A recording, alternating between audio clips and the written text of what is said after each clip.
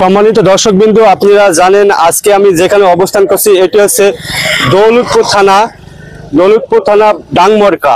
তো আপনারা জানেন ডাংমরকা বাজার এবং এদিকে পিরাকপুর, ডাংমরকা, মোচ্ছাপুর এই আঞ্চলিক যে মহাসড়কটি, এই মহাসড়কটি কিন্তু আসলে খুব বেহাল দশা। আপনারা দেখতেই পাচ্ছেন যে এখানে যে এই রাস্তার বেহাল দশা, এই বেহাল দশার কারণে কিন্তু আসলে সাধারণ মানুষ এবং যারা পথচারী তারা কিন্তু খুব দুর্ভোগ পোহাচ্ছে।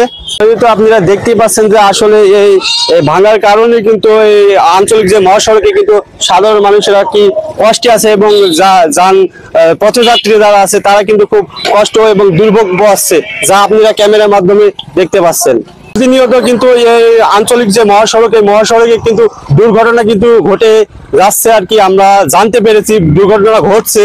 তো এই বিষয়ে আসলে সাধারণ যারা পথচারী তাদের কাছ থেকে জানবো যে আসলে এই রাস্তায় তারা কতটা দুর্ভোগে আছে।